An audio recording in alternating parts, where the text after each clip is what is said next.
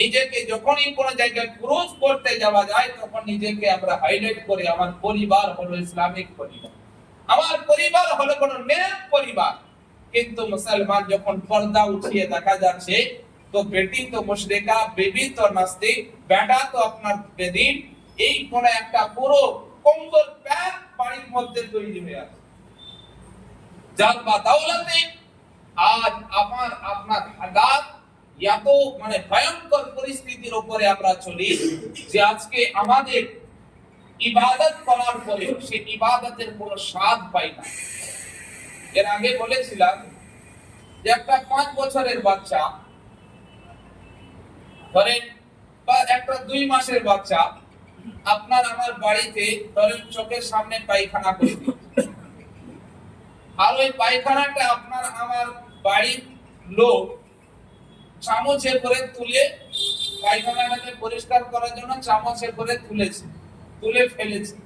আপনি আমি দেখছি, দেখার পরে ওই চামচটাকে প্রতিদিন 70 বার করে 7 দিন যদি সার্ফ সাবান আর কেমিক্যাল দিয়ে ধোয়ার পরে খুব সুন্দর করে পায়েস রান্না করে ওই চামচ দিয়ে আমাকে খেতে দেয়, তার খাবারটা রুচবে করে।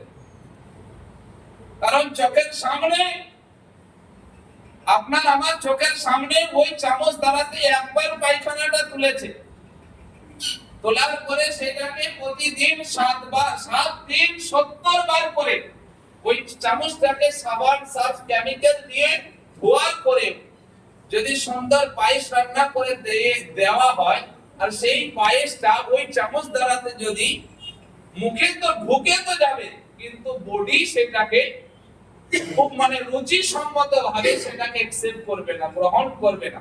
কারণ একটা অরুচি ভাব তার শরীর তার আপনার গোলাতে থাকবে, যে কারণ ওই চামচ দিয়ে আমার চোখের সামনে পায়খানা তুলেছে। ভাবুন মুসলমান, একটা পায়খানা আপনার আমারই সন্তানের পায়খানা এক চামচ দিয়ে একদিন তুলেছে 70 বার করে প্রতিদিন সেটাকে ধোয়া করে, যদি সেই চামচ দ্বারাতে পায়েসটা যদি হজম না হয় তো যে জবানের দ্বারাতে প্রতিদিন হারামের লোকমা খাচ্ছি, প্রতিদিন মিথ্যা বলছি, প্রতিদিন মানুষের গীবত করছি, নিন্দা করছি, ওই জবানে ওই নাপাক জবানে 1000 বার যদি আল্লাহকে ডাকি সেই আল্লাহর নামটা কি করে নিজের নফস আর নিজের কলব কবুল করবে, কি করে কবুল করবে? মুসলমান কত সহজ নয়, যতটা সহজ ইসলামকে ভাবি অত সহজ নাই, আর যতটা বোঝ আর কঠিন ভাবে আপনাকে আমাকে প্রেজেন্টেশন করা ইসলাম অতটা কঠিনও না। ইসলাম কতটা সহজ, সুবহানাল্লাহ।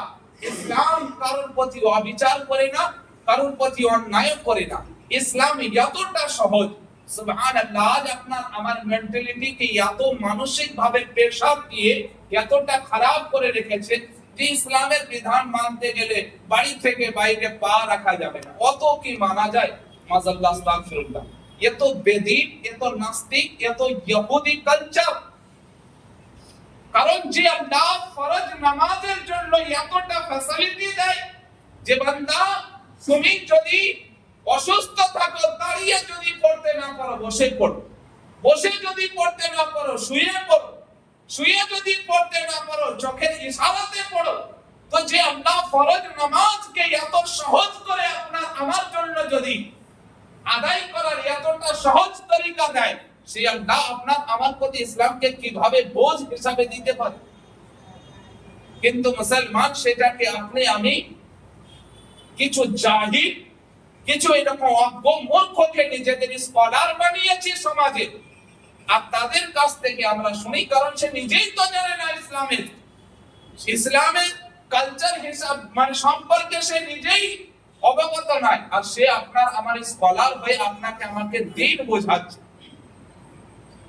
আর আপনিও আমি যখন একটা সার্ফ কিনতে চাই তো 1000 বার জিজ্ঞাসা করে সার্ফটাতে কাপড়ের ময়লা পরিষ্কার হবে তো, 1000 বার জিজ্ঞাসা করি এই কাপড় এই সার্ফটা ঠিকমতো কাপড় পরিষ্কার করবে তো, এটা মানে অরিজিনাল তো, এর মধ্যে কোনো ডুপ্লিকেটই নেই তো। 50 টাকার সার্ফ কিনতে গেলে পরে 100 বার যাচাই করি। আর আনমোল দ্বীনের খাজানা যখন আমরা সঞ্চয় করতে যায়, তো যে কোনো রিক্সাওয়ালা, ট্রলিওয়ালা, রাজমিস্ত্রি, কোন আপনার পাঞ্চার সারনেওয়ালা, তার কাছে হাদিস আর কোরআন শুনে নিজের মাযহাবকে চেঞ্জ করতে যায়, নিজের ধর্মকে চেঞ্জ করতে যায়, দ্বীনকে চেঞ্জ করি। মুসলমান ভাবুন তো আমরা কতটা মামুলি আর কতটা সহজ ভাবিছি, আর কত ইসলামকে মুক্ত আর কতটা সস্তা বানিয়েছি। 1 টাকার চকলেট কিনতে গেলে 1000 বার জিজ্ঞাসা করি চকলেটটা ব্র্যান্ডেড না অন্য কিছু। কিন্তু যখন দ্বীনের ব্যাপারে আনমোল খাজানা যখন আনতে যায়, তো দেখি না যে এ চোর না ছেচর না দাগাবাজ না সুদখোর না লম্পট না মাতাল না জুয়াচোর, এ দুদিন মানে মানুষকে এ টুপি আর পাঞ্জাবি পরে ধোঁকা দিচ্ছে না সত্যিকারের খৌফে খোদা রেখে মানুষের মানে ইসলাহি করছে বা মানুষকে সঠিক পথ দেখাচ্ছে, তা দেখি না। বাস শুধু তার দুটো মানে আপনার ইমোশনালি দুটো কথা শুনে নিলাম, বাস সাথে সাথে মাযহাবে চেঞ্জ করে দিল, ধর্মের বিভিন্ন রকম কমেন্ট করতে শুরু করলাম। তো এত সস্তা আর এত যদি সস্তা যদি ইসলামকে বানানো হয়, তো আপনার আমার সিচুয়েশন এত এরকম খারাপ পরিস্থিতির মধ্যে আসবে না, তো আর কি হবে? কারণ আজ আমরা ইসলামকে সস্তা বানিয়েছি, যার কারণে আজ মুসলমান সব জায়গাতে আমরা লাঞ্ছিত, সব জায়গাতে বঞ্চিত, সব জায়গাতে অবহেলিত। এতটা সস্তা বানিয়েছি, এতটা সস্তা, আল্লাহু আকবার। কারণ এই সস্তার কারণে, যেমন আজকের দুনিয়া সম্পর্কে আমি অতটা অবগত নাই যতটা আপনারা আছেন। কারণ দুনিয়া সম্পর্কে বলতে গেলে বিভিন্ন রকম ঝড় আর জোয়ার আসবে। পূর্বেকার যুগে এরকম কয়েকবার এই সিচুয়েশন এসেছে যে যারা হুকুমত চালানে वाला, যারা হুকুমত করতে চায়, যারা রাজত্ব করতে চায়, তাদের মেন্টালিটি হলো যে সাধারণ মানুষ তারা যেন আমার কর্ম কীর্তিতে যেন তারা কোন রকম ফলোআপ না করতে পারে, নজর না রাখতে পারে, তার জন্য তারা সেই সময় এডিটর, পত্রিকা, কলমবাজ, শিক্ষিত, বড় বড় হাই সোসাইটির যারা লেকচারার, যারা আপনার ইসলামিক স্কলার, তাদেরকে কিনে নিত আর তারা বিক্রি হয়ে যেত। আর বিক্রি হওয়ার পরে তাদের ওই মানে সরকার, তাদের রাজা তাদেরকে যা কিছু মানে আপনার ওই ললিপপ ধরিয়ে দিত, সেই ললিপপটা আপনার সমাজে ছেড়ে দিত। সেই সমাজে ছাড়ার পরে সমাজের মানুষ ওইটা পাওয়ার পরে নিজেদের মধ্যে লড়ালড়ি লেগে যেত। যেমন আপনার বাচ্চাকে বাজারে নিয়ে যাচ্ছেন শীতের টাইমে, বাচ্চা রাত্রের বেলাতে বলছে আমি বাবা আইসক্রিম খাবো, আর আপনি দিলে দেখছেন যে এর নিউমোনিয়া টাইফয়েড হয়ে যাবে। আপনি ওর ধ্যানটাকে ভটকানোর জন্য বলছে ওই দেখো ম্যাজিক হচ্ছে, ওই দেখো ওই দোকানে কত সুন্দর লাইট জ্বলছে, ওই দেখো ওই লোকটা কিরকম মানে খেলা দেখাচ্ছে, মানে ওর ধ্যানটাকে ভটকানোর জন্য। তো সেই রকম আজ যে আপনাকে আমাকে এক একটা করে ললিপপ ধরিয়ে দেওয়া হচ্ছে, এটা কি সিয়াসিতাতে আছে? এটাতে কোরআনে আছে? এর নবী মরে মাটির সঙ্গে মিশে গেছে না নবী জিন্দা আছে? এই একটা ললিপপ যে তুই এটা নিয়ে লড়তে থাক, আর যে মানে রাজত্ব করার সে এখন করবে, যে হুকুমত চালানোর সে চালাবে। কারণ দালাল প্রকৃতি, বিকনে वाला আজ সমাজে বেশি, বিকনে वाला আজ সমাজের মধ্যে মানে বেশি। কিন্তু আলহামদুলিল্লাহ যে নিজের ঈমানকে, যে একবার নিজেকে বিক্রি করেছে, সে দুনিয়ার সঙ্গে সওদা করবে কিন্তু কখনো ঈমানের সওদা করবে না। সেটা তো কারবালাতে মাওলা ইমামে হুসাইন দেখিয়েছে যে নানা মুস্তাফার কাছে বিক্রি হয়েছে, ইয়াজিদ তোর কি অকাত আছে যে হুসাইনকে কিনে নিবি? খাবারের সওদা করতে রাজি, পানির সওদা করতে রাজি, দুনিয়ার রাজত্বের সওদা করতে রাজি, নিজের সন্তানের সওদা করতে রাজি, জানের সওদা করতে রাজি, কিন্তু ইসলামের সওদা করব না। মুসলমান, তো ইয়াজিদি বড় সহজে বিক্রি হয়ে গিয়েছিল দুনিয়ার দৌলতের জন্য, কিন্তু হোসাইনি নিজের জান মাল সবকিছু কুরবান করার পরেও ইসলামের সওদা করেনি, ঈমানের সওদা করেনি। তো আজও দুনিয়াকে বোঝায় যারা হোসাইনি, যারা হোসাইনকে মাননে वाला, সে কখনো দ্বীনের সওদা করবে না, দুনিয়ার সওদা তো করবে। আর যে ইয়াজিদি ভাই আজ পুরো বড় বড় জুব্বা কুব্বা লাগিয়ে সমাজে ঘুরে বেড়াচ্ছে, এ তো দুনিয়াতে এক কাপ চায়ের জন্য নিজের ঈমানের সওদা করে, 5 কিলো গমের জন্য সওদা করবে, একটা তিরপলের জন্য নিজের দ্বীনের সওদা করবে। আর এই জামানা এটাই নয়, আজ থেকে 900 বছর আগেও এরকম সওদা হয়েছিল, আজ থেকে 1400 বছর আগেও এরকম সওদা হয়েছিল, আজ থেকে 600 বছর আগেও এরকম সওদা হয়েছিল। এরকম আপনার বাজার লেগেছিল, আজ যেমন বাজার লেগেছে, আজ যেমন সব জায়গাতে সোশ্যাল মিডিয়া খুললে পরে এক এক রকম বড় বড় দালালের ফেরিস্ট চলে আসে, আর আমরা তাকেই বড় বড় স্কলার ভেবে তার পিছনেই চলি, আর তারা আপনাকে আমাকে একটা করে ললিপপ ধরিয়ে দেয়। নবী জিন্দা না মির্দা? আরে নাদান, এত দূর তুমি বোঝো না যে একটা সামান্য লাইফবয় সাবান কিনতে গেলে 1000 বার রিসার্চ করছো, একটা টাকার শ্যাম্পু কিনতে গিয়ে তুমি 1000 বার জিজ্ঞাসা করছো এটাতে চুল তো উঠে যাবে না, এটা তো খুশকি তো ভালো হবে, এটাতে আমার মাথা তো ঠিক থাকবে, 1 টাকার শ্যাম্পু কেনার জন্য 1000টা প্রশ্ন। আর ঈমানের যে মানে মাল মেটেরিয়ালস নিতে যাচ্ছ সেখানে কোনো প্রশ্ন না যে চোর আমাকে ভাষণ দিচ্ছে, না ডাকাত দিচ্ছে, না বেঈমান দিচ্ছে, না লুটেরা দিচ্ছে, না মানে কোন দালাল দিচ্ছে, কোনো ফরক পড়ে না। কারণ ঈমান যার থাকবে সে এতদূর বুঝে নেবে।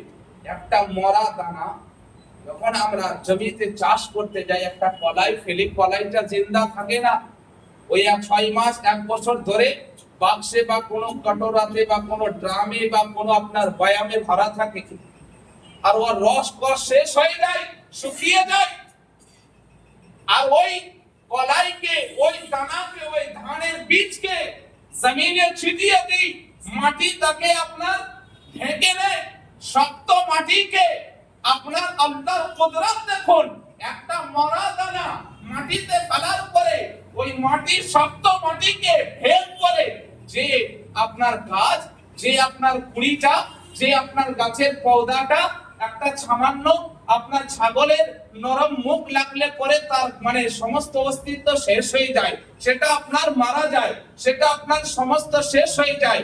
তো সেই রকম নরম একটা নাজুক আপনার ধান গাছ, একটা কলাই গাছ মাটি শক্তকে ভেদ করে ও আপনার উপর দিকে উঠে আসছে, আর ওই মরা দানা থেকে আবার আল্লাহ পাক 1000 জিন্দা দানা তৈরি করছে, বলুন সুবহানাল্লাহ। তো যে আল্লাহ একটা মরা দানা থেকে 1000 যদি জিন্দা দানা তৈরি করতে পারে, তো সেই আল্লাহর প্রতি আপনি আমি প্রশ্ন দাঁড় করাচ্ছি না যে একটা সামান্য যদি দানা, একটা চানার দানা, একটা বাদামের দানা, একটা ধানের দানা যদি মরা থাকার পরেও যে মানে তাকে যদি মাটিতে ফেলার পরে আবার জিন্দা করে তার প্রতি 1000 জিন্দা দানা তৈরি করতে পারে, তো যে আল্লাহ নিজের হাবিবকে ওমা আরসালনাকা ইল্লা রাহমাতাল লিল আলামিন বলে কোরআনে যাকে তাসবিহ আর খেতাব দিয়েছে, ও নবীকে মুর্দা বলে সে কি কোন মুসলমান হতে পারে?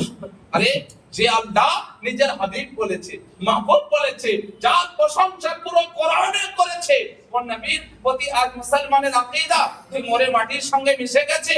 আরে একটা কলাইয়ের দানাকে যদি আল্লাহ 1000 মানে 1 বছর মরার পরে তার প্রতি যদি জিন্দা দানা বের করতে পারে, গাছ বের করতে পারে, জিন্দা যদি কলাই দিতে পারে, তাহলে পরে সে নবী তো বিশ্ব কায়নাতের রহমত করে আল্লাহ যাকে দুনিয়াতে পাঠিয়েছে, তার প্রতি আপনার এতটাই আমার এত ঈমান কমজোর যে আজ কিছু বাজারি দালালের কথা শুনে এটাকে ভেবে নিব যে নবী মরে মাটির সঙ্গে মিশে গেছে। মাযাল্লাহ, আস্তাগফিরুল্লাহ। মুসলমান ভাবুন তাহলে আজ আমরা কোন জায়গাতে পৌঁছেছি আর নিজেদেরকে কোন ক্যাটাগরির উপরে ফেলেছি। এই পুরো দুনিয়াতে এইরকম একটা সিয়াসি সাজিশ আর একটা মানে ষড়যন্ত্র চলছে, আর সেই ষড়যন্ত্রের জালে আপনি আমি আক্রান্ত হয়ে শিকার হয়ে গেছি, যার বাদৌলতে কোথায় দিন কুরবান হয়ে গেছে, কোথায় মাযহাব চলে গেছে, কোথায় ঈমান বরবাদ হয়ে আছে, এতটুকু আজ আমাদের অনুশোচনা নাই, মনোপ্রেরণা নাই। আজ নিজেকে বাঁচছি, ভাবছি নিজে নামাজি, নিজে হাজি, নিজে গাজী, কিন্তু বেটার অবস্থা কি হয়ে আছে? মুসলমান আছে না নেই, কোনো ফার্ক নাই। বেটি মুসলমান আছে না নেই, কোনো ফার্ক নেই। হযরত ইয়াকুব আলাইহিস সালাম নবী, যখন কোরআনে বলছে ওয়াইদ হাদারা ইয়াকুব আল মাউত, যখন হযরত ইয়াকুব আলাইহিস সালামের কাছে মওত হাজির হলো, আপনার আমার পুরো দুনিয়ার মানুষের কাছে মৃত্যু আসে, কিন্তু নবীগণের কাছে মৃত্যু হাজির হয়। ভাবুন এখানে মানে তফাৎটা দেখুন, যে নবীগণের কাছে মৃত্যু হাজিরই দেয়, আর আপনার আমার কাছে মৃত্যু আসে। আশা আর হাজিরি দেওয়ার মধ্যে আসমান আর জমিন তফাৎ আছে, নাই? আশা আর হাজিরি দেওয়ার মধ্যে আসমান জমিন তফাৎ। কারণ কোর্ট ডেকেছে, কোর্টে আপনাকে আমাকে হাজিরি দিতে হবে, কোর্টে আপনাকে আমাকে হাজিরি দিতে হবে। কারণ না দিলে পরে তার পরিণাম কি হবে সে আপনি আমি ভালো করে জানি। আর একটা ওকিল, একটা জজ কোর্টে যাবে, তো তাদের ব্যাপার আলাদা। তো হাজিরি দেওয়া আর এমনি আসা আলাদা ব্যাপার। তো নবীগণের কাছে মৃত্যু পর্যন্ত হাজিরি দেয়। তো সেই নবী কোন নবী? হযরত ইয়াকুব, যার বাপ নবী, যার দাদা নবী, যে নিজে নবী, যার বেটা নবী, যার দাদা নবী, বাপ নবী, নিজে নবী, বেটা নবী। ও নবী যখন মৃত্যুর মানে যখন তিনার কাছে হাজিরি দিচ্ছেন, তো তিনি নিজের বেটাদেরকে ডাক দিচ্ছেন, বলো। হযরত ইয়াকুব আলাইহিস সালামের 10 থেকে বেশি বেটা ছিল। তো হযরত ইয়াকুব আলাইহিস সালাম নিজের বেটাদেরকে ডাকার পরে বলছেন, বেটা বলো, আমার মৃত্যুর পরে তোমরা মুসলমান থাকবে কি না? তোমরা কাকে ইবাদত করবে, কার মানে কাকে স্মরণ করে চলবে? তখন হযরত ইয়াকুব আলাইহিস সালামের বেটাগণ বলছেন যে আব্বা, আমি আপনার খোদা, আমার বাপ দাদার খোদা যিনি এক, ওই এক আল্লাহরই আমরা ইবাদত করব, কারণ আপনার ইন্তেকালের পরে আমরা মুসলমানই থাকব। আর আপনি আমি যখন মৃত্যুর টাইম আসে, মৃত্যুর টাইম তো আপনি আমি বুঝি না, কিন্তু যখন বয়স ঢলে আসে তখন বেটাদেরকে ডাকি, বলি বেটা অমুক ব্যাংকে 5 লাখ টাকা আছে, অমুক জায়গাতে 10 বিঘা জমি আছে, অমুক জায়গায় একটা গাড়ি কেনা আছে, অমুক লকারে 5 মানে ভরি সোনা রাখা আছে, এই জায়গাতে এগুলো তোরা নিয়ে নে, বুঝে নে, কখন মরে যাব জানি না। মুসলমান ভাবুন তো, একজন নবী যখন দুনিয়া থেকে যাচ্ছে, তো খৌফ ভয় হচ্ছে জমি জায়গা কোন প্রপার্টির হিসাব বোঝাচ্ছে না, তাদের কাছে হিসাব বুঝছে যে আমার ইন্তেকালের পরে বেটা তোমরা মুসলমান থাকবে না, কাফির হয়ে যাবে। আর আপনি আমি দুনিয়া থেকে যখন যাব, নিজে কি ইমানি হালাতে যাচ্ছি কিনা কোনো গ্যারান্টি নাই, এখনো মুসলমান আছি কিনা কোনো গ্যারান্টি নাই, কিন্তু বেটাদেরকে প্রপার্টি বোঝাতে বোঝাতে দিন শেষ।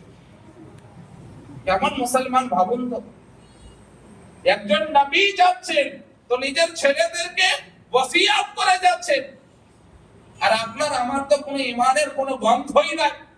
বেটা যে দিনদার আছে না বেঈমান হয়ে গেছে কোনো গ্যারান্টি নাই, কিন্তু তাকে প্রপার্টি বোঝাচ্ছি।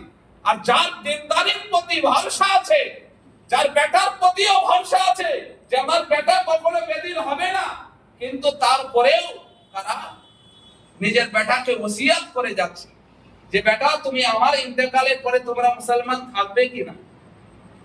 ভাবুন তো মুসলমান আজ আমরা কোন জায়গায় পৌঁছিয়েছি, আর আমাদের হালাত কি? কোরআন বলছে ইয়া আইয়ুহাল্লাযীনা আমানু কু আনফুসাকুম ওয়া আহলিকুম নারা, ঈমানদার বাঁচো, তোমরা নিজেকে নিজে বাঁচাও, নিজের পরিবারকে জাহান্নামের ভয়ঙ্কর আযাব থেকে।